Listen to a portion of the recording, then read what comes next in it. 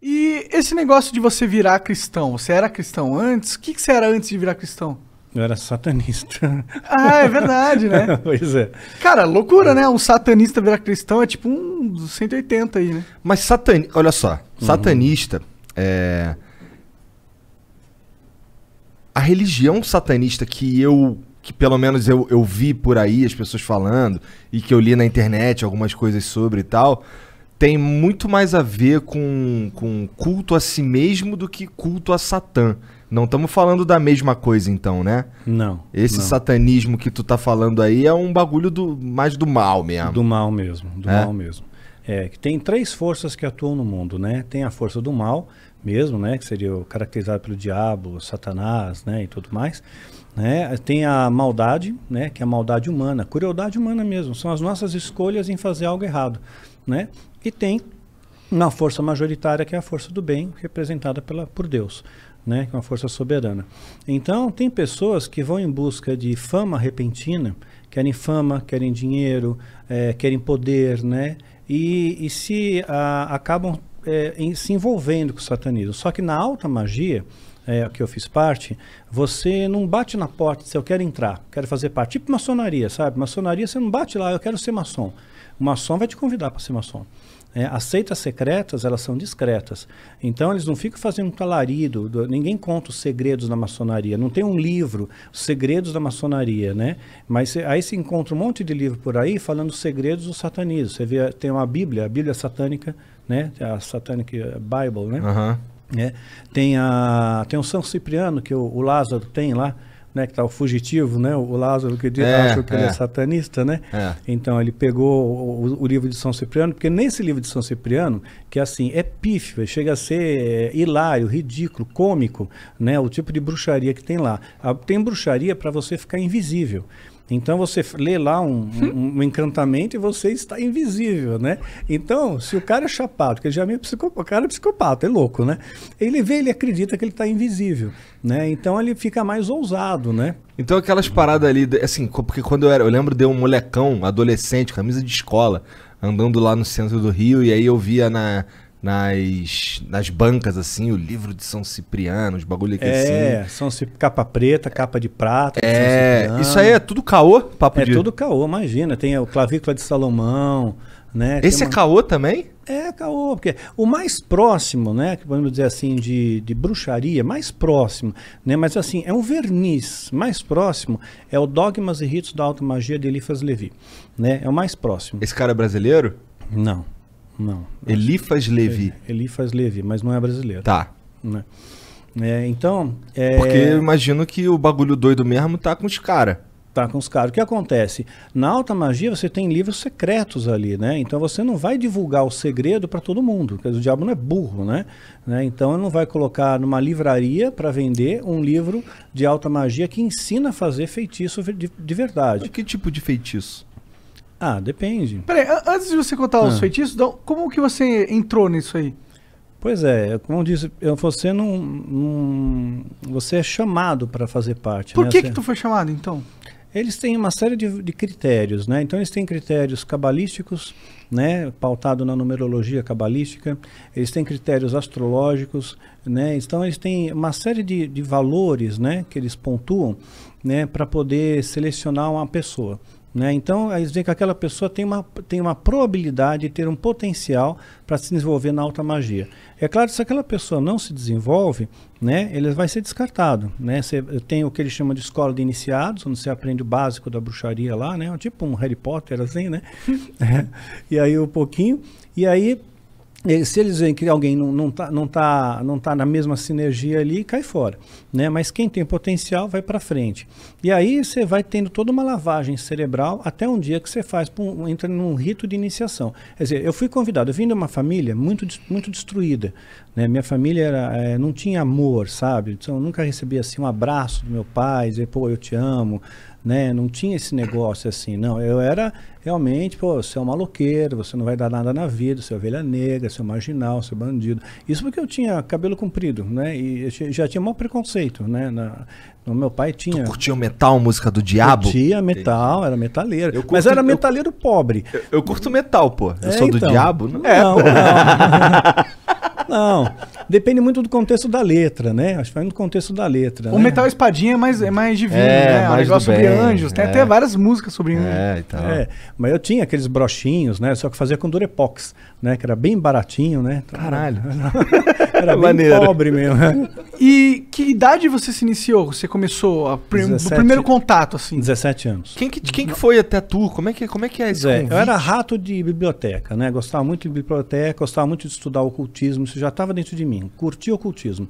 Então ia para a biblioteca, o Centro Cultural de São Paulo. Mas né? o ocultismo, bagulho de bruxaria ou só, De bruxaria. sei lá, aliens, essas Não, paradas? não. Bruxaria. É? Bruxaria. Então, assim, o que tinha de acesso, né? Que eu pudesse ter dentro dos livros que são comercializados, eu procurava ler para entender um pouco aquela dinâmica. Aquilo me fascinava, porque o oculto fascina, né? Porque é uma coisa que você não conhece ainda, que você não descobriu. Então você quer conhecer, né? Então eu queria conhecer mais daquilo.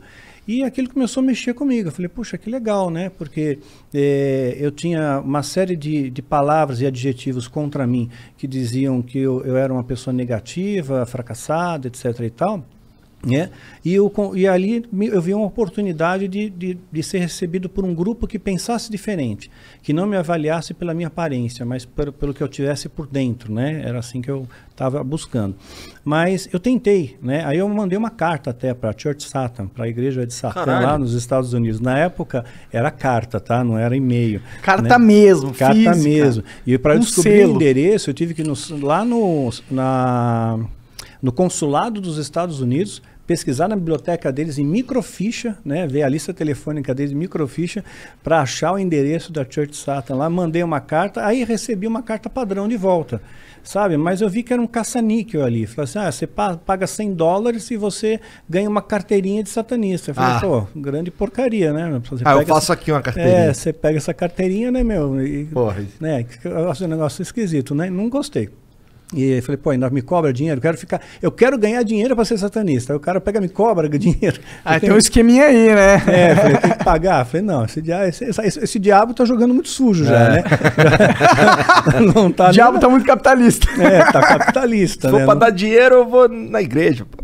Pois é, porque a igreja... Salve pessoal da igreja. No final das contas parece tudo a mesma coisa. Mas vamos voltar lá pro lance lá do cara, no primeiro dia. Aí não veio, fala do carro. Aí veio um carro, né? Posso dizer que era um carro de luxo da época, né? Tá. Para os padrões da época. Tinha até telefone. Caralho!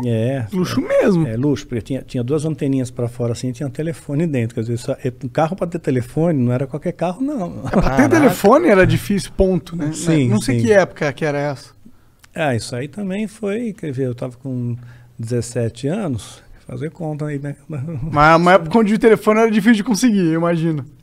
Linha telefônica. Caralho, te chamou de velho pra caralho. Bom, eu achei que tinha 43, mas ele entregou que tem 50 e pouco. Aí já não acho tão mais jovem. Né? Tá. Então, aí fui muito bem recebido, eu fui atrás com ele no carro, né? Ele se apresentou com o nome de Marlon, que é o nome que eu dei no livro, né? Pra ele mesmo. Né? E aí foi... Puta nome fake do caralho, Marlon, no Brasil. Porra, tá de sacanagem, caralho. Seu nome não é Marlon, porra. Pois é, né? Se apresentou... Marlon foi o nome que eu dei no livro, né? Foi o nome criado, né? Mas o nome dele é outro, né? Tá. Claro. Então ele se apresentou, tal, falou o nome dele mesmo, tudo, né? E tinha um motorista, né? E chegamos numa mansão, né? Isso aí eu posso dizer, uma mansão bastante proeminente, fica no Morumbi, né? Perto da onde tem a Ponte Eusébio Matoso ali, né? Tem a Avenida Morumbi, né? Aí tem uma mansão gigantesca, não mais para frente assim, que pega 2 quadras quase, você vê um negócio monstro, sabe, que vai de um lado para o outro, né? E tinham mais casas que faziam parte da estrutura que tinham interligações. Então você viu uma casa, mas aquela casa estava coligada com a outra casa, com a outra casa. Uma vila. Era uma vila, né? Mas eram tudo interligações por dentro. Então, condomínio fechado, como se fosse. Não, as casas eram na conectadas. Rua. Era na rua, na rua, só que entendi, conectadas. Haviam portas internas que conectavam elas. né? E aí havia um salão grande, que era um salão dos iniciados, onde tinham aulas, a gente recebia, era retroprojetor, né? Então, bem básico, bem clichê de uma empresa. De uma empresa, né? Então, qual era, o que rolava nessas aulas? Mas era uma lavagem cerebral, primeiro para mostrar que Deus é mau. Né? Deus é mau. Deus é mau. Nossa, uma subversão da maldade máxima. Olha só o mundo como é que tá. Aí mostra imagem, né, de doença, de pobreza, de queimada, furacão, sabe? Só desgraça, só a humanidade sendo varrida, né? Você tá vendo? Deus não é bom. Se Deus fosse bom, está acabando com a humanidade. Que essa criança tem culpa, né? Por que essa criança está passando fome na Etiópia? Né? Então, por que... Podia estar aqui para a gente estar colhendo sangue. Pois é. Desculpa, bad vibes máximo. Mas é engraçado eles usarem esse perfil de argumentação, porque ele vai muito em encontro daquele moleque que está desiludido com a sua posição social, com a vida. Ele fala assim, não tenho propósito aqui, parece que o mundo ele é voltado contra mim, parece que eu só nasci pra me fuder. Exato. Aí vem um cara e fala, é isso mesmo, Deus mesmo que tá fazendo essa porra. Deus que está fazendo, exatamente. Deus é o responsável pelo seu fracasso. A galera que tava contigo ali era mais ou menos da tua idade? Mais ou menos a mesma faixa etária. Né? Mesma faixa etária, porque eles iam fazer o rito de iniciação com 18 anos. Né? Então, 18 anos ia fazer o rito de iniciação. Então, era mais ou menos um ano de treinamento. Então, é uma lavagem cerebral. No final desse curso, né, você fica realmente acreditando, né, que o diabo é bom, né, que ele é um ser muito bom, muito caridoso, e Deus é mau, Deus é injusto. Né? Deus não é justo. Né? Quando você mostrava até maus tratos com animais, né? Como é que Deus permite uma coisa dessa, né? Deus é cruel, tal, né? Então, aí acabava acreditando, e eu acabei acreditando de fato que Deus era mau, né? E que o diabo ele era muito sagaz. E eles tinham vários planos, assim. Então, assim, eles acreditavam no Apocalipse, né? No Apocalipse, que é descrito na Bíblia, tal. Eles punham uma data específica? Sim, eles têm um calendário, uma linha de tempo, né? Um calendário. Quando que acaba o mundo? Bom, não sei, quando acaba eu não posso te afirmar quando acaba. Não, no calendário deles. No calendário deles começa o princípio da desgraça começa em 31 de outubro de 2023. Ih, caralho, eu vou estar vivo. Caralho, é tipo, daqui a 2 anos. Pô, e a gente achou que já tinha vivido a desgraça agora com essa porra dessa pandemia. Não, vai vir uma pior. Uma pandemia pior? O plano era esse. Entendi. Não sei, até então, o que eu tenho falado nos vídeos, tal, na linha de calendário que eles têm, tem acontecido. Com a permissão de Deus, evidentemente, né? Porque o apocalipse vai acontecer, nós não vamos impedir que aconteça. Então, eles têm essa data aí, 31 de outubro. Se você for olhar no espaço-tempo, né, dado o futuro todo, certeza que o mundo vai acabar. Mas se começar dia 31 de outubro... 31 de outubro... É o princípio do fim. Né? Começaria assim, sugeria uma pandemia extremamente violenta no mundo, né? Extremamente letal. Essa atual pandemia é só um ensaio, é um laboratório isso aqui. Não, então vazou realmente de laboratório, foi preparado para isso, tal, solta, espalha no mundo inteiro, né? E aí deixa a população agora mais obediente. Então todo mundo vai tomar a picada, né? Todo mundo vai ficar em casa, né? Agora, então está treinando, até mesmo quando você vai num local aferir a temperatura, né? Você estende a mão direita, né? E a Bíblia diz que vai ter uma marca, né, na mão direita ou na testa, né? Então ninguém vai poder comprar, vender se não tiver essa marca na mão direita ou na testa. E o curioso é que o Bill Gates ele está preparando uma super vacina, né? Uma mega vacina que ele pretende lançar em 2023, no segundo semestre de 2023. E ele já cantou a bola que vai ter uma próxima pandemia. Ele já tinha falado em 2016 que ia ter uma pandemia, em 2015 ele falou, que ia ter uma pandemia muito violenta no mundo. Né? Na verdade, ele falou que o pior perigo da humanidade seria uma pandemia. Não sei se ele falou que teria, ele disse que, tipo, se tivesse algo que ameaçasse realmente que ele achava que ia acontecer no futuro, seria uma pandemia. Não, ele chegou a falar assim, acho que está procurado aí até. Procura aí, eu não vi, eu vi assim, essa parte dele falando que... Ele disse, nós vamos ter em breve, alguma coisa como vamos ter uma pandemia, ou tudo indica que enfrentaremos uma grande pandemia, etc e tal. Aquela revista Economist, né, eles são muito assertivos também, eles acertam muito bem. Eu fiz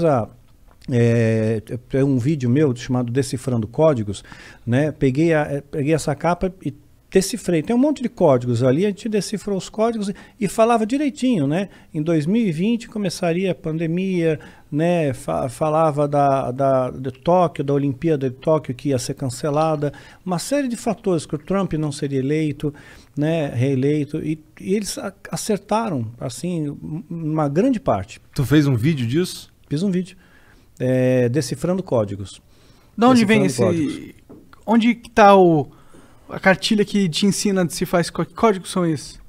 É uma questão de você entender os parâmetros, né? Digamos, se eu falar para você 2, 3, 5, 7, qual é o próximo número? Né? Aí se você entende o código, você vai dizer, poxa, são números primos, o próximo é 11. Né? Então você tem que entender a mecânica por trás. Uma vez que você entende o conceito, né? Você consegue decifrar os códigos. Então você tem que entender, digamos, a matemática. Né? Se eu falasse isso para o matemático, ele já bate indicado, é 11, é número primo. Né? Agora você fala para uma outra pessoa, a gente confunde um pouco, é natural, você confunde, você não sabe. Né? Então, mas quando ele conhece, é detentor do código, do conhecimento, para ele fica mais fácil. Entendi. Né? Então, o Bill Gates está fazendo um pool, né, com várias indústrias farmacêuticas, fazer uma super vacina, né, que vai ser a mãe das vacinas, que vai acabar com todas as cepas de gripe, né, que tenha todas as variantes, inclusive da gripe espanhola. Caralho! E ele pretende, né, inclusive acrescentar nisso, né, varíola, peste negra, sabe, essas grandes pandemias que solaparam a humanidade. Né? E se ele tem êxito nisso, essa vacina vai ser obrigatória. Vai ser obrigatória. E ele já desenvolveu um carimbo, né, pode pesquisar nisso, e esse carimbo, ele coloca na sua mão direita, ele tem uma substância que chama luciferase, né, que é fluorescência. Né? Pô, esse nome mesmo parece muito clichê. Clichê. É que Lúcifer quer dizer portador de luz. Entendi. Né? Então, luciferase quer dizer algo que emana luz. Né? Mas, porra, você vai escolher o nome de uma porra da vacina, que é do diabo. Você não vai escolher Lúcifer nada, tá ligado? Mas o luciferase é o carimbo só, não é a vacina. Entendi. Aí, pá, tomou o carimbo, toma a vacina. Tomou a vacina, ganhou o carimbo. Né? E você não enxerga, ela é invisível, olho nu. Mas com o aplicativo, né, você vê o negócio verdinho lá. Que você tu vê, tomou... Tá vacinado. Tá vacinado. Só quero deixar claro aí pras pessoas que estão ouvindo essa conversa que eu acho isso muito improvável e impossível, tá? Eu sou cético, eu não acho. Não, tranquilo. Eu acho que, porra, é que, tipo, existem vários mecanismos que as pessoas vão verificar o que tá acontecendo. Pode ser que tenha um grupo de pessoas que estejam mal intencionadas, tenham uma conspiração e tenham tentando fazer isso, mas tem milhares e milhões de outras pessoas que não estão no jogo, dentro dessa porra, e eles têm a capacidade técnica de analisar o que está sendo proposto, assim, fisicamente. Ele pode pegar a vacina, tipo Coronavac, quebrar ela e falar, tem isso aqui, esses são os efeitos que ela vai causar. E são pessoas que não necessariamente estão ligadas a esse contexto satânico. Sim, sim. Mas aí que tá, a questão nem é essa. A vacina, eu creio que o que o Bill Gates vai desenvolver vai ser uma vacina muito eficaz. Vai ter eficácia, eu creio que ela vai atingir sim o propósito que ele... É um cavalo de Troia. Isso, vai atingir o propósito. Por quê? Porque se você não se vacinar, você não pode ter passaporte. Né? E já tá rolando isso agora, né? Agora faz sentido, né? Então, você não pode ter passaporte, você não pode arrumar emprego, você não pode ter conta em banco, você não faz mais nada. Então, aí já não faz mais sentido. Você é um O negócio de você se transportar faz sentido numa doença, né? Porque se não leva doença. Exato. Se você tá com certeza vacinado, você não vai transmitir o bagulho. Sim. Então, pro país que tá te recebendo, é mais seguro. É mais seguro. Então, quem não aceitar a vacina não tem a marca, e se você não tem a marca, você não tem vida social. Entendi. Né? E a Bem Bíblia Black Mirror essa porra. E a Bíblia fala alguma coisa nesse sentido também, né? Que vai ter uma marca, tal, né? Essa parada que tu tá falando aí foram coisas que tu ficou sabendo no papo lá com os caras. Sim. Isso foi repetido e repetido tantas vezes que você decora, né? Mas não é algo que você acredita. Em parte. Em parte eu acredito porque muita coisa está acontecendo. Muita coisa aconteceu. Uma coisa que me deixa curioso do que você falou no início da conversa é as paradas das magias. E como foi essas suas experiências com magias dentro do satanismo? Que magia que você tentou e deu certo? Tem... Eu vou Eu não posso ensinar magia. Não, não aqui, ensina. Não, não precisa ensinar. Fala algo como... Até porque essa porra deve ser super complexa. Não ia fazer sem querer uma hora na minha vida. Não, tem as mais simples. É que nem fazer mágica, tá? Mágica e magia, né? No começo você aprende a fazer um truque simples, de repente você está fazendo a pessoa levitar. Matar mesmo, os outros levitam? Eu duvido. Não levita. Tá. No truque, no ilusionismo. No truque, tá. No ilusionismo, fazendo uma analogia aqui. Tá bom. Então, no começo você aprende um troço truque besta. de carta, uma coisa de carta. Aí de repente você está fazendo alguém levitar. Entendi. Né? Então você cresceu. Não dá ali, pra tu ficar invisível. Não dá pra ficar invisível. Mas tem alguma coisa sobrenatural realmente que você chegou a testemunhar? Ou algum ritual ou magia que promete algo que dizem que funciona, algo assim? Sim. Muitas vezes eu lançava feitiço contra líderes religiosos, né? Porque eu não ia com a cara deles.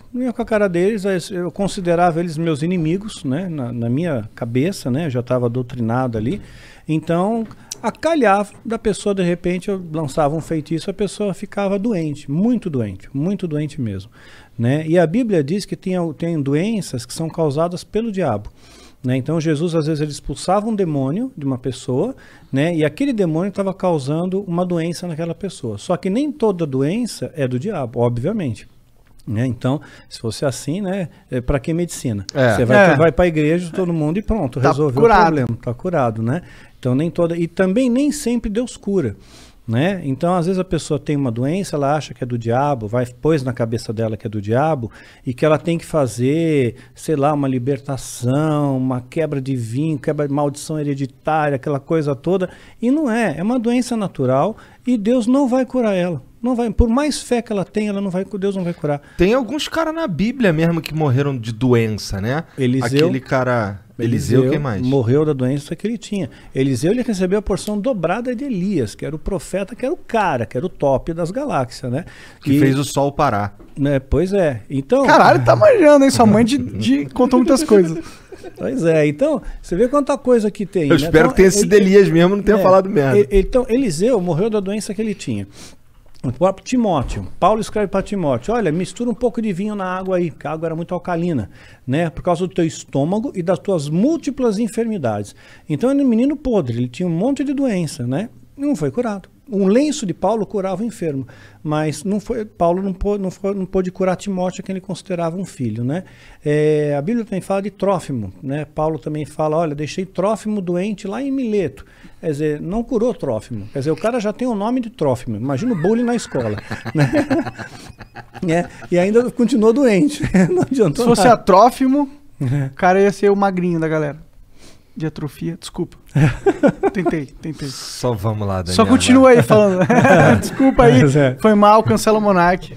Baixo assinado, tira o Monark. Doenças causava doença, às vezes causava um acidente, poderia ser uma coincidência. Mas não tem nenhuma, claro, é exatamente esse o ponto. Não tem nada aqui assim que, tipo, mas é que realiza magia e você vê sobrenaturalidade instantânea na sua frente, olhos nus. Bom, olhos nus eu vi a presença de um demônio se materializando na minha frente, e eu estava sóbrio. Né? Duvido. Como é que é um demônio? Pois é, a ideia que nós temos de demônio, né, é chifre, escamas, né, rabinho, rabo, fogo, né, saindo pelos orifícios, né, o diabo todo vermelhão, né, saindo da sauna, assim. Que erótico. Pois yeah. Então, mas não, né, é um ser que parece, que aparecia para mim, o Abraxas, que apareceu para mim algumas vezes, ele tinha um formato semelhante, tá? Semelhante. Não consigo descrever isso aí em poucas palavras. Você tem filho, você deve ter assistido Como Treinar o Seu Dragão. Sabe o Banguela? Sei. Então, mais ou menos parecido com o Banguela. Parecido com o Banguela. Mas tinha um olhar assim, né? O olhar que pegava era um olhar muito profundo, era como se não tivesse olhos, era como se fosse um buraco. Né? Fosse um buraco que te hipnotizava aquilo ali, né? Porra, e você sentia um cagaço quando tu viu pela primeira vez, não? Não, eu fiquei orgulhoso porque ele atendeu meu pedido, né? Porque eu invoquei, cara, fiz a invocação. Chamou o cara, meu? Né? Eu fiz a invocação, né? E ele veio. Então, quer dizer, eu me senti muito orgulhoso. Dá pra tu fazer a invocação e ele não vir? Porque ele não tá afim? Poderia acontecer. Como que é uma invocação de um demônio? Não precisa dar detalhe, mas tipo... Ah, é complexa. Tem bastante detalhe. Detalhe. E muitos materiais, vai? Muitos materiais. Materiais raros? Alguns raros. Entendi. Alguns raros. Então é um ritualzinho de pelo menos aí umas 3 horas, 4 horas. De ritual rolando, não é de preparação. Não, de ritual rolando para ter invocação em si. Entendi, caralho. E aí ele se materializa, tipo, ele só aparece? Ele falou alguma coisa com você? Tipo, dá pra encostar nele? Dá pra encostar, são criaturas frias, geladas. Frio, completamente frio. E o que ele fala? Mas você vê, anjo se materializou na Bíblia. Anjo se materializou. Comeu. Né? Anjos comeram na Bíblia, então estavam bem materializados. Né? Então, se demônios são anjos caídos, eles também podem se materializar, só que em circunstâncias ritualísticas. Por exemplo, um demônio não pode se materializar aqui. Né? Um anjo poderia, Deus poderia permitir que o anjo viesse aqui, mas um demônio não. Só dentro de um sistema ritual, tem que ter um ritual para ele vir. Tem que ser tudo bem preparado. Porque eles estão aprisionados, de certa forma? Estão aprisionados, sim, eles são limitados. Né? Eles não podem fazer o que eles querem também da Veneta. Né? Eles têm as suas fronteiras de ação. Por exemplo, eles não podem tocar num cristão verdadeiro. Né? Verdadeiro não pode, a não ser que Deus permita, no caso de Jó. Né? Então Satanás pediu para tocar, tocou e Jó não blasfemou contra Deus. Jó foi um cara que se fudeu pra cacete, né? Muito, se lascou pra caramba. Ficou doente, tudo, né? Ficou doente, perdeu dinheiro, família, tudo. Morreu todo mundo, ele ficou sozinho. E mesmo raspava assim, as pereba com telha, exato, né? Com telha, exatamente. E no final Deus recompensa ele, né? E ele, no final, Jó chega a dizer, antes eu conhecia Deus de ouvir falar, agora eu vejo com os meus olhos, né? Então... Amaldiçoa teu Deus e morre. Exato, isso mesmo. Os amigos de Jó, né, que vinham lá, largavam o pau então, em cima dele. Então, às vezes Deus permite que essas coisas aconteçam. Então, teve gente que já falou para mim, falou, Daniel, perdeu teu filho, perdeu teu esposo, isso aí foi rechaçado pelo satanismo. Eu não vejo dessa maneira. Rechaçado em que sentido? O satanismo está me atacando com feitiço, com magia e causou esses efeitos, né? Mas eu não vejo assim. Não? Não, de forma alguma. Eu vejo assim como coisas que Deus permite, que as pessoas morrem no mundo. Né? Isso acontece, né? Então as pessoas têm depressão, né? Então aconteceu, eu vejo como uma fatalidade. E mesmo se fosse no caso como Jó, né? Vamos supor que o demônio tivesse pedido permissão para Deus, olha, deixa eu tocar lá no Daniel, né? Porque vamos ver se realmente ele segura a onda, vamos ver se ele é cristão de verdade, vamos ver se ele não vai se rebelar contra Deus, né? Depois se eu tirar dele o que ele tem de mais precioso, né? Que era o meu filho, né? Principalmente, né? Então tirou. Aí eu nunca me rebelei, nunca questionei a Deus, nunca briguei com Deus, né? Eu sempre costumo fazer a oração que Jesus nos ensinou como modelo do Pai Nosso, né? E dentro dessa oração está escrito, olha, Pai, seja feita a tua vontade, assim na terra como no céu. Né? E essa é a minha oração, seja feita a sua vontade, não é a minha, é a tua. Se a tua vontade é essa, que a minha esposa partisse naquele dia 30 de maio, pronto, é 30 de maio, é o dia que Deus escolheu. Né? Então eu descanso nele, ok? E tudo tem que ter um propósito, porque eu escapei da morte 2 vezes. Né? Então por 2 vezes escapei da morte. Então, olha, eu diria que 3, se contar da vez que reagiu a arma lá do cara. Se contar nessa 3, porque ali 2 vezes, né? Então, assim que eu vi a morte de perto, né? Você sente o cheiro da morte de perto, né? E então, quer dizer, se eu não fui, é porque tem algum propósito aqui ainda, tem alguma coisa ainda para fazer aqui.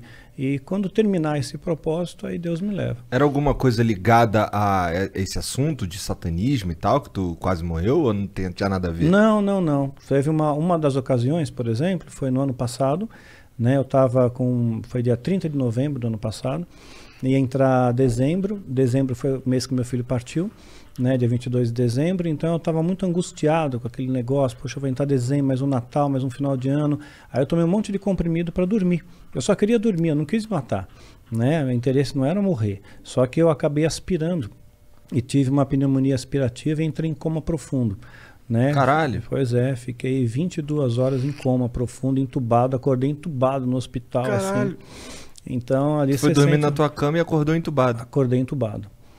E é muito horrível, você acordar com um tubo na boca. Deve ser, cara. Deve ser assustador em primeiro lugar. Indescritível. Porque até o momento eu acho que você estava só dormindo. Pois eu estava dormindo de boa, a gente se acorda, tubo na boca, né? Um ambiente diferente, onde eu tô, quem sou eu, né? Que doideira. É. Mas, tá. Pra que tu chamou o Abraxas, cara? Então, eu queria testar o ritual de invocação. Porque se eu conseguisse que ele aparecesse, eu ganharia méritos dentro da Irmandade. Tinha alguém testemunhando ali? Não, não tinha. Não tinha, mas a minha palavra valia porque, supostamente, esse demônio validaria essa palavra, né, para o sumo sacerdote. Né? Então eu fiquei muito orgulhoso com aquilo. Então a primeira coisa que eu perguntei para ele, né, eu toquei, vi para ver se era real, né, gelado, frio, né, e me olhava fixamente nos olhos, né, mas eu não conseguia olhar por muito tempo. Né? Ele era da tua altura? Não, estava mais alto que eu, mas estava como se estivesse ajoelhado, sabe? Tá. Né? Como se estivesse ajoelhado, não, ajoelhado, sentado sobre os joelhos. Tá. Ele tinha quatro membros? Sim, sim, sim. Assim, o Banguela lá, ele não é bípede, mas ele era bípede? Sim, bípede. Entendi. Né? Sim, tinha pernas, braços, né? Sentou, né? Forte, braceletes que pareciam braceletes de ouro, era dobrado, né? Não sei se de ouro de verdade, não. Tá. Né? Dá para morder assim, tipo assim. É para valer, né? E a única coisa que eu perguntei foi se os animais eles iam para o céu, né? Perguntei, os animais vão para o céu, né? Porque eu tinha essa preocupação, será que os animais vão para o inferno? O animal é bonzinho, ele não pode ir para o inferno. Então eles estão todos no céu, né? Eu só fiz essa pergunta, né? Sei lá, uma pergunta besta, né? Que veio na minha cabeça. Interessante a pergunta até. Mas eu fiquei no vácuo, eu não tomei resposta nenhuma e ele desapareceu. E lá ele, porra, tu me chamou pra isso, meu irmão? Caralho! Te tomar no cu, porra! Eu queria a porra da tua alma, não quero só um quiz aqui, eu sou o dicionário Aurélio da divindade, porra. Porra, mas em alguma outra oportunidade tu ouviu a voz dele? Eu vi a voz de outra entidade. Quem? Né, do Astaroth. Quem é Astaroth? Né? É a Astaroth. Né? É uma outra entidade que se manifestou dentro do ritual coletivo, dentro mais pessoas fazendo parte do ritual. Devia ter por volta de umas 200 pessoas. Caralho! No ritual. Físico? Presencial? Presencial, sim. Presencial. E todo mundo viu a mesma coisa? Zoom, não era pelo Zoom. Ritual, e todo mundo viu a mesma coisa? Todos viram a mesma coisa. Porque todos olhavam na mesma direção. Isso é loucura. Né? Eu também cheguei a ponderar isso. Né? Eu vi e eu notei que todos olhavam na mesma direção, né? E falou numa voz imponente, né? Falou algumas coisinhas ali. Caralho. Você sabe o que você lembra? Eu lembro, mas eu vou dar spoiler, porque tem gente maluca que vai querer ser satanista e vai quebrar a cara. Foda-se. Porque ele falou uns bagulho maneiro? Não, ele pegou, disse alguma coisa, como que vocês são da família, são bem-vindos. Entendi. Eu protejo vocês são filhos da sombra, né? Então, isso, na verdade, é assustador pra caralho. Tô fora demais. Eu não quero ser filho de sombra nenhuma. E essa ideia de ser filho da sombra te dá uma sensação de proteção. Porque quem está na sombra, imagina que você está na sombra. Você está escondido. Você vê todo mundo que está na luz. Mas quem está na luz não vê quem está na sombra. Então você está camuflado no mundo, né? Então você é filho das sombras também. E aí todo mundo curtia. Mas ele falava mexia a boca e falava, ou ele falava na cabeça? Não, mexia a boca e falava, né? Sem microfone, né? Não tinha acústica para microfone, assim, não tinha equipamento. Mas era uma voz foda. Era uma voz, sim. Era grossona? Grave, bem grave. Bem grave. Caralho, cara, que porra é essa, cara? Tu é maluco de se meter nessas coisas, cara. Mas como que foi essa conversão? Como que você sai do... Tu falou que tu invocou o Abraxas várias vezes. Sim, sim. E ele nunca falou nada contigo? O cara era teu protetor. Sim, ele falava coisas rápidas, né? Era sempre muito breve. Eram conversas breves. Era como se ele tivesse alguma preocupação maior, ou tenho mais o que fazer. Entendi. Né? Eu fiquei 4 horas aqui e tal, você ficou 2 minutos, né? Então... arrombado, né, cara? Mas eram coisas breves, né? Eu queria confirmar, eles diziam no satanismo que eu tinha uma alma gêmea, né? Uma moça entrou junto comigo no satanismo, né? E a gente se dava muito bem mesmo, nós éramos muito amigos, né? E ele dizia que nós éramos a nossa alma gêmea, que era para nós ficarmos juntos. E o objetivo era que a gente tivesse um filho juntos e depois sacrificasse esse filho com 9 meses. Caralho, que merda de ideia. Mas você vê, o satanismo tem uns negócios estranhos, né? E tem gente que cai nessas loucuras aí, né? Mas fato é que eu nunca tive um filho com essa moça, né? Mas pegou, né? Mas pegou, né? Peguei. Já ouviram falar de algo chamado adrenocromo? Não, pois é. Eu já ouvi, né? Um lance do lance lá das crianças, não sei o que, com o medo, paradas assim, né? Nos Estados Unidos, existem pessoas, isso é fato, né, que estão pagando $8.000 por uma bolsa de sangue jovem, porque eles acreditam, né, existe tá em estudo isso ainda, mas eu já vou falar disso aí. Tem uns ricaços que estão colocando sangue de jovens nas próprias veias, que isso rejuvenesce. Ou retarda o envelhecimento, rejuvenesce ou retarda o envelhecimento, né? Então, isso aí já é uma coisa, um estudo já feito, isso já existe, já é legalizado e já acontece nos Estados Unidos. Só que existe uma outra vertente disso, isso aí é antigão, mais antigo, tá? Esse estudo é recente, mas esse tipo de situação já acontece há muitos anos. O vampiro vem disso? O vampiro não, vem de outra história, vem de Vlad Tepes, né? Que era um conde, que era mal pra caramba. Mal pra cacete, ele era o empalador. O empalador. Pode crer. Então, eles pegavam e faziam o seguinte. O ritual para extrair o adrenocromo, né? Você tem que aterrorizar a vítima, né? De preferência são crianças, né? Na faixa de 7 a 10 anos, mais ou menos, né? Então aterroriza a vítima, essa é a teoria, né? Felizmente eu nunca vi um ritual desse, mas eles contavam. Se bem que para aterrorizar uma criança não deve ser tão difícil, né? Porra, mas pelo amor, tu acha que só aterroriza? Tortura, tortura mesmo, põe medo, tortura. Seu bicho-pau vai te pegar! Tipo... Com 6 anos, né? Tipo Monstros Mas eu tô S.A., né? Eu tô querendo tornar uma situação pesada e muito mais leve do que ela na verdade é. Obrigado, Monarca. Meu ponto fraco é criança. Pois é. Então, assim, graças a Deus eu nunca vi, mas eu aprendi na escola de iniciados a mecânica da coisa. Então, eles explicavam como é que funcionava, extrair o adrenocromo. Então, quando estava aterrorizada, né, assim, prestes a morrer mesmo, né, um pouco antes da morte, colhiam sangue. E a quantidade que eles conseguiam colher por criança, para ter efeito, a quantidade certa com adrenalina e tudo mais, não é uma quantidade tão grande, né? Você não consegue tipo 1 litro, meio litro, né? Você consegue uma ampola de 10 ml, mais ou menos. Entendi. E isso daí é vendido no mercado paralelo assim, a um valor estratosférico, né? Então, os satanistas, eles se beneficiam do adrenocromo, né? Especialmente sacerdotes e sumos sacerdotes, são os patamares mais elevados, né?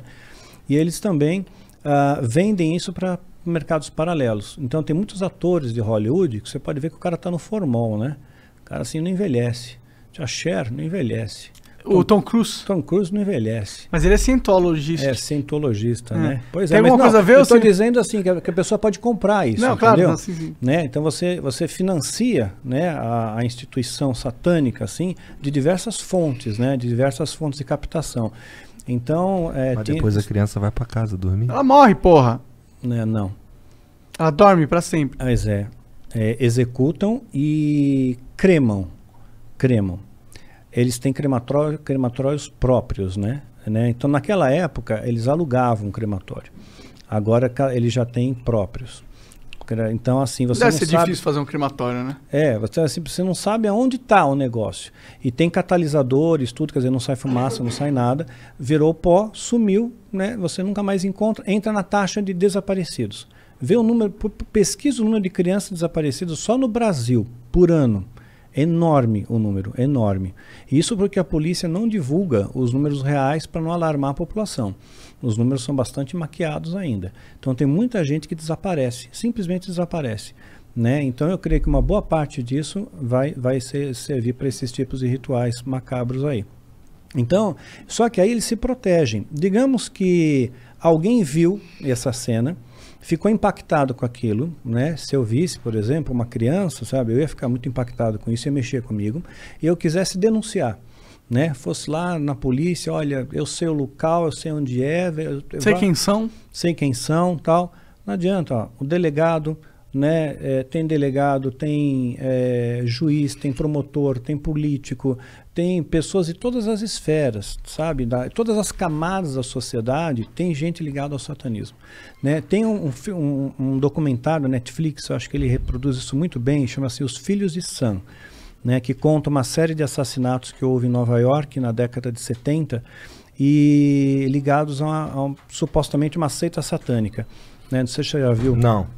Então, e aí teve um repórter investigativo, ele foi atrás, ele descobriu a seita satânica, descobriu as pessoas poderosas dentro da seita, descobriu que tinha pornografia, pedofilia, sabe, crimes contra crianças, assim, e ele juntou provas, ele apresentou para a polícia essas provas, a polícia não investigou, nenhum político quis saber de atrás, morreu o assunto, e ele morreu sozinho. Todo mundo se afastou dele, achando que ele era uma pessoa desacreditada, maluca. Ele se afundou no álcool, né, nas drogas, morreu sozinho, desacreditado, né? Então eles se protegem bastante. Agora, é claro, ninguém escapa da justiça de Deus. Quer dizer, as pessoas podem achar que estão protegidos, né, das questões sociais, assim, que eles se protegem bastante, mas não vão estar protegidos da mão de Deus. A mão de Deus alcança eles e o que você semeia, você colhe. Teve algum caso de um satanista que se fudeu recentemente? Como assim? Que... Se virou notícia, um cara que era famoso satanista e descobriram que ele estava fazendo maldades e o caralho. Não. Nunca ouvi nenhum caso assim real, né, de alguém que de fato... E aqueles ricaços lá dos Estados Unidos? Eu não lembro o nome dele, mas rolou uma polêmica que o cara dava várias caronas pro Bill Clinton, era amigo do Bill Gates, e tinha um sistema de pedofilia aí, né? Steve Bannon? Não é Steve Bannon, não. É o... Eu não sei o nome. Esse cara, se não me engano, tem um filme sobre ele, né? Ou alguma coisa. Eu acho que eu sei quem é, assim, eu não tô lembrando o nome. Mas Harvey Weinstein? Você vê que no final das contas não dá em nada. Mais ou menos, ele morreu, né? Ele era bilionário e foi enforcado na prisão, né? Pois é. E o que foi esse clique pra você sair disso? Como que foi isso? Foi meio que por acaso, né? Eu namorava com uma moça, ela era evangélica não praticante, né? Porque tem o católico não praticante, essa era evangélica não praticante, né? E aí nós somos uma igreja, né? Era a Igreja Batista do Morumbi, isso eu posso falar, né? Na época o pastor era o Ari Veloso, um homem de Deus, um rapaz muito bom ele. E nós estávamos chegando lá, ela queria que eu fosse no culto, na igreja e tal. Eu falei, bom, vou, né? Esse bando de crente aí não é nada, né? Ela sabia que tu era satanista? Não sabia. Né? Mas ela queria me converter ao cristianismo. Ela sabia que eu não era cristão. Ela queria me converter, porque ela era evangélica, né? Então ela me levou, fui nesse culto aí, né? E pensei, beleza, né? Eu sou filho do fogo, fogo não me queima, né? Eu sou das sombras, né? Isso aqui não é nada para mim, né?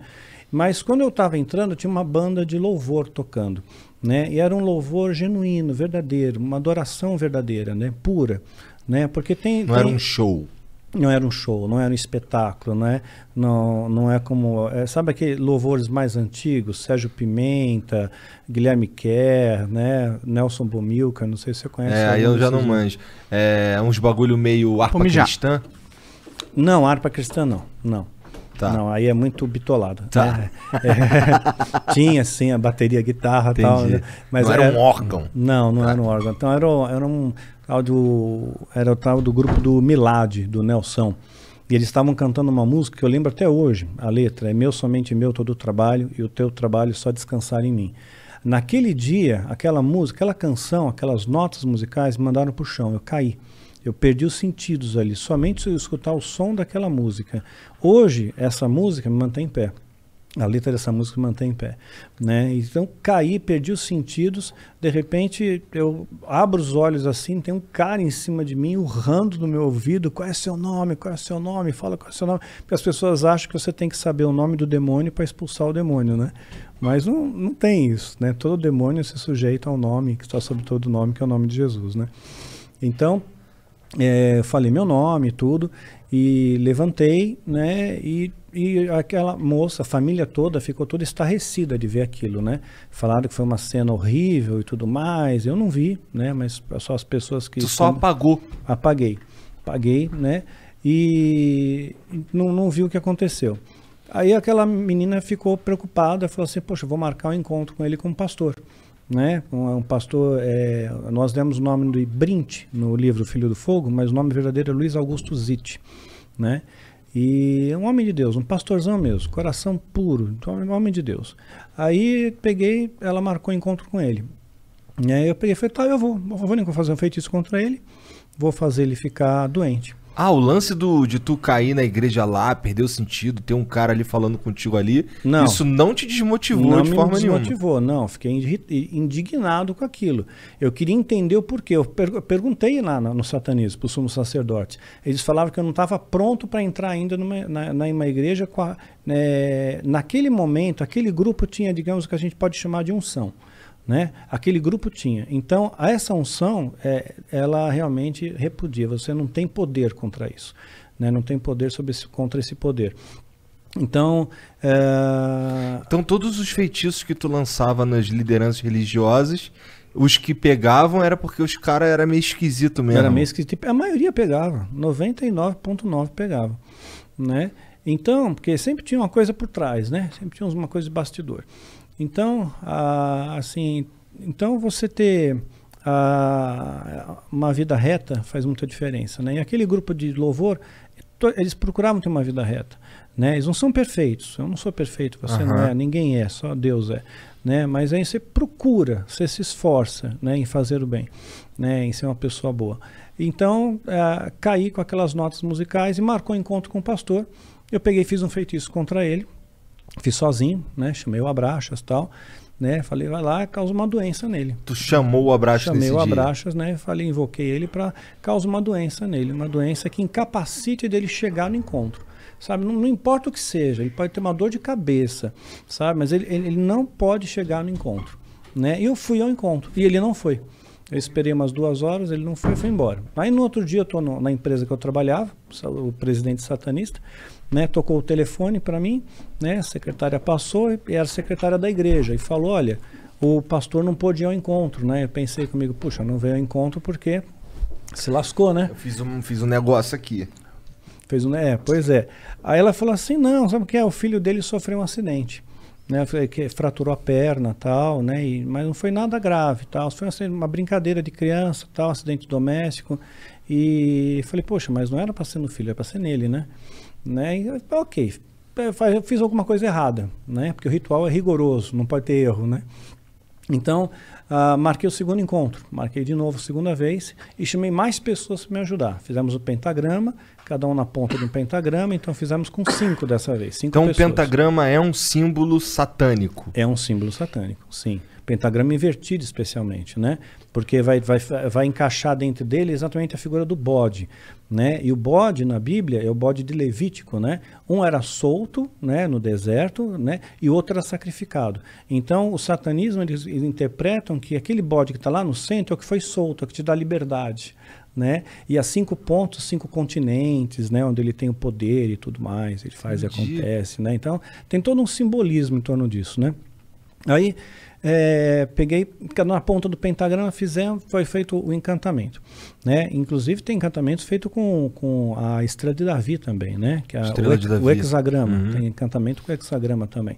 É um triângulo para cima e um triângulo para baixo. Exato. Tem também, dependendo do tipo de ritual, também usa. Mas a estrela de Davi não é um símbolo sagrado, não é? Não tem nada na Bíblia que fala sobre isso. É um símbolo antiquíssimo. Você vai encontrar entre os bizantinos, vai encontrar entre os persas, é antiquíssimo, sabe? É um símbolo esotérico. E a maçonaria, cara? A maçonaria... Não, peraí, que ele tava no feitiço que ele lançou no cara.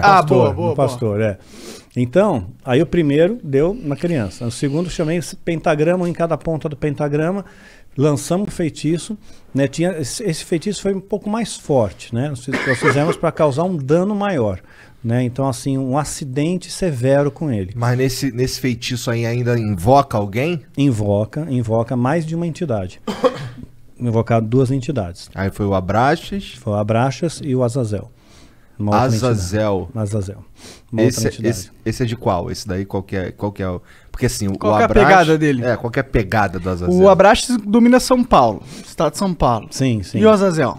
O Azazel é uma entidade que ele é, digamos, um especialista em causar acidentes, danos, estragos, né? Alguma coisa assim. É tipo um GPS satanista, ó. Primeiro você escolhe a localidade, depois você escolhe um tipo de enfermo. É bem isso. Entendi. Então, o que acontece? Aí essas duas entidades foram invocadas para lançar um feitiço. Lançamos o feitiço. Fui no encontro com o pastor. Passou 1 hora, passou 2 horas, o pastor não foi, fui embora. Pô, lascou, o pastor lascou. Só vou esperar o telefonema. Né? No outro dia liga a secretária da igreja para mim de novo. Olha, o pastor não foi ao encontro. Falei, eu sei, né? Então, o que aconteceu? Ele bateu o carro. Olha, foi um acidente violento, né? Deu perda total, acabou com o carro do pastor, né? E eu já pensando, onde é que ele está hospitalizado, né? Porque se eu souber o hospital e tiver satanista infiltrado, né? Porque tem muito tráfico de órgãos, muita coisa no meio aí, nesses bastidores. Caralho! Né? Tem. Então... Por que os caras querem órgão pra vender? Ah, cara, vender, fazer ritual. Capitalizar. Também. Capitalizar. Entendi. Capitalizar. Daí agora, mas o pastor não se quebrou. Não, ele saiu inteiro. Porque 1000 cairão à direita. 10 mil à esquerda, você não vai ser atingido.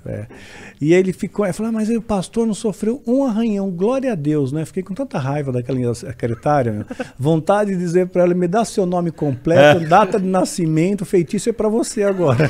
Voltando ao pastor, lançou o feitiço. Perda total no carro, o cara tá inteiro. Aí eu peguei e falei, não é possível, né? Aí falei com os sumos sacerdotes. E os sumos sacerdotes falaram, realmente, você é filho do fogo, o fogo não queima, isso, aquilo, né? Mexeu com todo mundo. Nós vamos fazer um feitiço, vamos acabar com ele. Vamos oferecer 13 vidas pela vida dele. Eita! Caralho! Ou seja, se ele morresse, 13 vidas seriam ceifadas em ritual, né? Para pagar os demônios. Como se escolhe essas vidas? Olha, alguns se voluntariam. Outros pais doam seus próprios filhos ou sequestro. A maior parte por sequestro. É o que eu te falei, pessoas desaparecidas. Muita gente desaparecida. Mas aí o cara... E aí, foi feito o ritual? Né? O cara, aí foi feito o ritual com os sumos sacerdotes. Né? Aí esse ritual não posso entrar em detalhes. Esse aí é bem mais pesado. Né? Foi feito o ritual e eu tive certeza plena, né? Que realmente aquele homem ele ia morrer. Mas materializou uns caras? Materializou. Quantos dessa vez? Materializou 9. Caralho! 9. Bem no 9. 9, né? 9. Nossa. Abraxas, Azazel, Astarote. Astarote, Asmodeu, Leviatã, Abaddon. Ih, o Abaddon põe o escudo em mim. Já escutou em Abaddon? É que Abaddon tem um herói no Dota, que é um jogo que a gente joga. Sim. O nome dele é Abaddon. Tá. E ele é meio demoníaco. Esses nomes são famosos. Ele é o Death Knight. Eles vão parar na mídia mainstream, vira e mexe. Azazel, já vi vários filmes. Nos filmes ele aparece como o Anjo da Morte. Tem o Astarote também, já ouvi falar. Sim. Já ouvi falar de vários. Mas aí, fez o ritual, o que rolou depois? Fez o ritual, então eu tinha certeza que aí o homem ia morrer. Porque o ritual já era para matar ele. Né? Então, ok, né? Se é para matar, que morra logo, né? E marquei outro encontro. Mas assim, eu fui triunfante naquele encontro, né? Eu fui regozijante, todo feliz, imaginando, puxa vida, eu vou pegar... Não vai ter encontro? Não vai ter encontro, né? Esse cara não vem, já era, está lá visto, olhar para a secretária e ficava pensando, quero ver você falar agora alguma coisa para mim, né? E eu deu 2 horas, eu cansei, né? Tô indo embora. Né? Bem na hora que o pastor chega, ele chegou. Ele estava com o ar meio abatido, tá transpirando muito, abatido, né? Mas ele pegou, falou, que bom que você está aqui ainda, né? Me atrasei, né? Mas ele não falou o que aconteceu, né? Então não. E tu nunca soube? Nunca soube. Tá. Né? Ele não entrou no mérito do que aconteceu, mas ele estava abatido. E ele pegou e falou, vamos conversar, né? Olha, naquela época eu estava no platô do Kung Fu, né? Feiticeiro do satanismo. Quer dizer, aquele homem não era oponente para mim, mas eu tive um medo dele, que me arrepiou dos pés à cabeça, né? Porque ele tinha... Era para estar morto. Era para estar morto. Eu tô vendo alguém vivo que era para estar morto, né? E ele tinha unção, tinha essa autoridade, tinha essa... um homem de Deus, né? Um homem de fé. E eu tinha receio que se eu tocasse nele, ou se eu pegasse na mão dele, ele estendeu a mão, não estendi, eu ia cair de novo, porque eu já estava com aquele trauma que eu caí na igreja lá, né? E então eu falei, pastor, desculpa, o senhor chegou atrasado, eu vou embora, eu tenho compromisso. Menti, né? Aí ele falou, tudo bem, olha, se você não quiser conversar, a gente não conversa, uma conversa rápida, 5 minutinhos só, vai. Olha, demorei tanto para chegar até aqui, você não sabe o que eu passei para chegar até aqui, me dá 5 minutos só, te prometo que não vai passar 1 minuto a mais.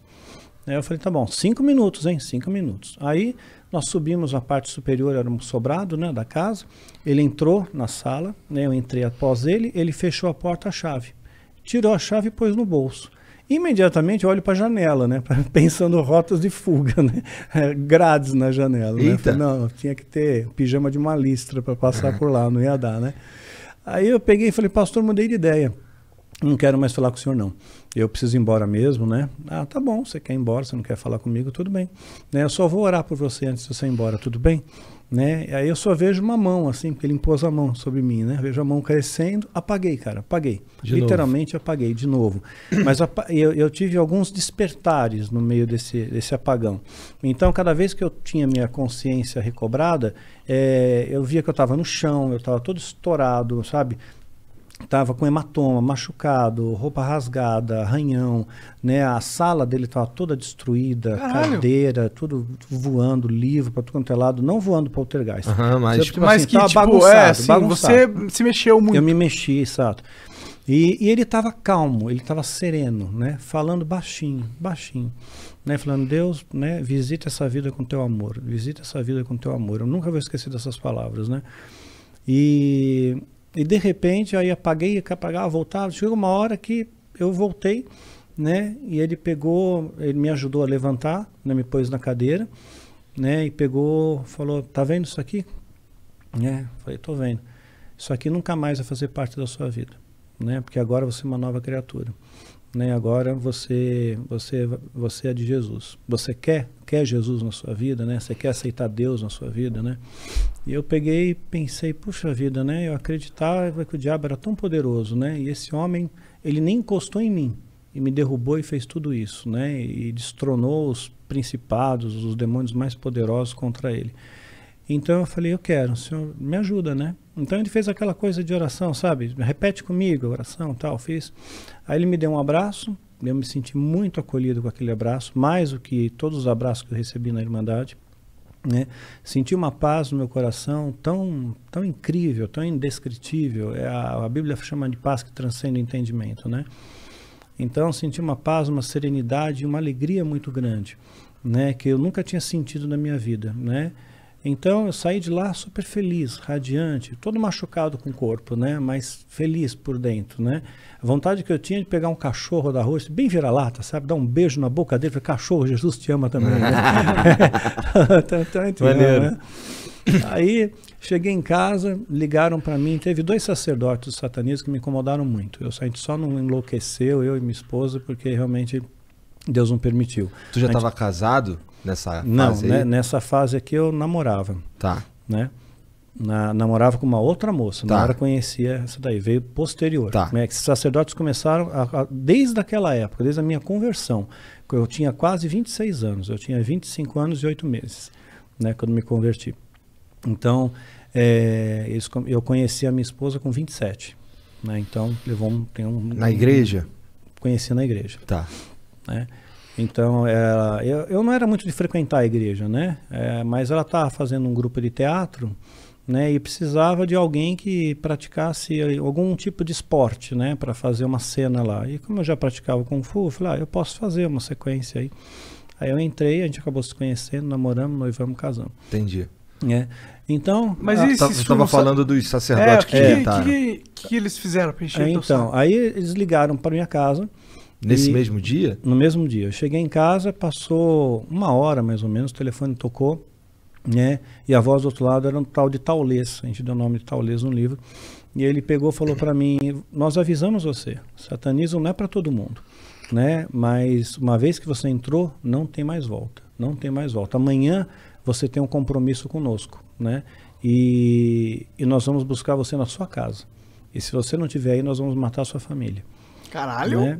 Então, assim, eu não pensei duas vezes, eu não consegui raciocinar, né? A única coisa que eu pensei, porque eu sabia que ritual que era, né? Aquele ritual era um ritual que eu teria que fazer pela primeira vez, um ritual de sacrifício humano. Então, Por quê? Porque tu estava fraco? Não, para subir de degrau, para virar sacerdote.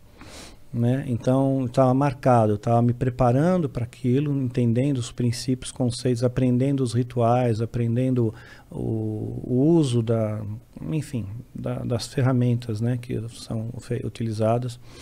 Né? E eu conheci a pessoa, conheci a menina de 9 anos. Os pais doaram a filha, né, para ser sacrificada em troca de poder, de glamour, de beleza e tudo mais. Os pais, a filha era nada. A filha não tinha um vínculo. Eu acho isso inimaginável. Eu também. Inimaginável. Eu não consigo entrar isso na minha cabeça. Mas tem gente que faz isso. Tem pai que estupra o filho. Né? Né? Então, quer dizer, é inacreditável. A maldade existe, né? Maldade existe. Né? Então... eu conversei com a menina, né? Eu lembro de ter olhado nos olhos dela, conversei com ela. Ela estava no preparo, tem uma espécie de jejum, né? E ela, sem entender o que está acontecendo, porque transforma a vida dela, ela é tratada como uma princesa, né? Então, conversei com ela e aquilo ficou na minha cabeça, né? Então eu falei, não, puxa vida, Deus me livrou bem na véspera de fazer isso. Falei, então é para eu não ir mesmo, né? Eu peguei minha bicicleta, eu morava na Pompeia, pedalei até o Parque de Ibirapuera, onde tem o batalhão do Exército. Aí parei com a bicicleta bem lá em frente, falei, quero ver me pegarem aqui em frente ao Exército, né? Tô protegido, né? Mas aí foi caindo a noite, né? E eu fui vendo as estrelas, tal. Passei a noite lá, no gramado, né? Daí sentado. E eu fiz a minha primeira... Essa porra pra lá, cara. Não, soprar pra lá. Pra não jogar fumaça nele. Tá. É vapor. Não, tá, é vapor d'água, tranquilo. Aí o que aconteceu? Eu comecei a ver cada uma daquelas estrelas e comecei a pensar, puxa vida, Deus fez cada uma dessas estrelas, né? Deus fez a grama que eu estou deitado, né? Deus fez todas as coisas. Deus vai me proteger. Aí eu fiz a minha primeira oração sozinho, não sabia orar, né? Eu falei, Senhor, você lembra de mim? Olha, eu sou o Marcelo que se converteu ontem. Lembra lá na casa no Cusite, né? Olha, moro na rua tal, número tal, RG, CPF, grupo sanguíneo, né? Passei os dados para Deus. Aí eu tenho certeza que os anjos me guardaram naquele dia. Foram anjos que se acamparam ao meu redor. Porque a Bíblia fala que os anjos se acampam ao nosso redor. A gente não tem ideia do que é isso, né? Um anjo de Deus, um anjo, derrotou um exército de Senaqueribe. 185 mil homens. Um anjo. E Deus dá ordem para esses anjos acamparem ao nosso redor. Então a gente não tem ideia da proteção espiritual que a gente tem, né? Quando você realmente tem Deus no seu coração. Então, foi o que salvou aquele pastor, né? Foi o que salvou aquele pastor, com toda certeza. Mas você tem que ver a história dele. Eu vou contar até o fim, se você permitir. Claro. Né? Então, ela está descrita no final da série Filho do Fogo, no livro Catedral das Sombras. Né? A primeira história é a história dele. Né? Eu tenho no celular até, depois eu te mostro fora, né? Para te mostrar um detalhe, né? Para não expor a pessoa. Tá bom. Mostrar a sombra atrás dele, o tamanho do demônio que estava atrás dele, né? Então o que aconteceu? Esse pastor era a minha única referência que eu tinha, era ele, né? Então quando ligaram para os órgãos que me ameaçou, né? Eu pedalei, fiz aquela oração, voltei para casa, tentei ligar para o pastor, não consegui mais falar com ele, perdi contato total com ele. Ele não está mais na igreja, ele saiu, ele não trabalha mais aqui, né? Perdi contato e fiquei em desespero, porque ele era a única referência, era meu esteio, né?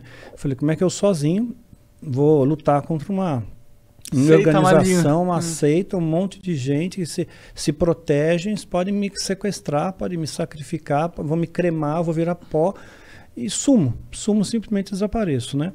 Então, o Zórdico falou aquilo para mim, né? No dia seguinte, que seria o dia que eles teriam que vir me buscar, eu também não fiquei em casa, né? Saí também, né? Para eles não me acharem, e nada aconteceu com a minha família, né? Ainda pedi para Deus guarda a minha família. Não ia contar para minha mãe, se vier uns caras estranhos aqui e tal, né? Não falei nada. Tua família também não sabia que tu curtia essas paradas? Não sabia. Tá. Sabia que eu saía, né? Que eu dava umas sumidas às vezes, né? De uma semana, mas era normal. normal, né? Falei, vou passar uns dias lá com a minha alma gêmea, né? Com a fulana lá. De certa forma ia mesmo, né? Ia mesmo, né? Então... Só não era alma gêmea, mas tudo bem. Não era alma gêmea. Quando você descobriu que ela não era alma gêmea? Na verdade, você vê uma incompatibilidade, né? Você tem muita ilusão. Se a pessoa fala muito em cima da sua cabeça, aquela pessoa é só alma gêmea, olha só como que é, como que não é, né? E era uma moça bonita, né? Então, até hoje ela é uma moça bonita, né? Só que ela continua contato ainda ou não? Não. Ela continua no satanismo, ela não saiu. Ela continua lá até hoje, né? E aí, minha esposa nunca permitiu que eu evangelizasse. Por motivos óbvios, né? Se for alguém para evangelizar, não vai ser você, filha da puta. Você não, né? Você não, né? Mas aí o pastor que tu nunca mais achou, como é que foi? Então, aí não achava mais o pastor. Mas eu tava com receio também da retaliação deles, né? Da irmandade. Pegar tua família, pá. Pegar minha família. E fiquei pensando na menina, né? Então, de repente, eu peguei e fiz uma oração sincera com Deus. No mesmo local que eu fazia meus rituais. Na casa da minha mãe tinha um porão. Eu fazia muitos rituais lá. Então lá eu peguei todas as coisas minhas e rituais, tudo que eu tinha, livro, anotações, né, as parafernálias lá, né, pus fogo em tudo, destruí tudo, me desfiz de tudo. O livro que tu destruiu era um livro de feitiço? Era um livro de feitiço, mas assim, eu copiei, você não pode levar para casa. Tá, era um livro que você escreveu copiando? Copiando, você faz trabalho de copista. Tá. Né? Então eu tinha alguns livros, né?